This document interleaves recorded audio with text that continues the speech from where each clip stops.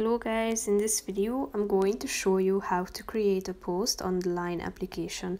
But first I just want to mention, don't forget to subscribe to my channel because at 10,000 subscribers I am going to show you my whole YouTube revenue statistics and growth strategy, how to make money online. Now let's jump into it. First of all, open the application on your phone.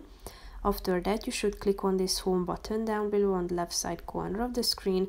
After that, click on the settings button in the upper right corner of the screen and actually go back to the home screen and click on the home button down below, which is the third option, and then click on the plus icon at the top, and here you can select from two options. You can either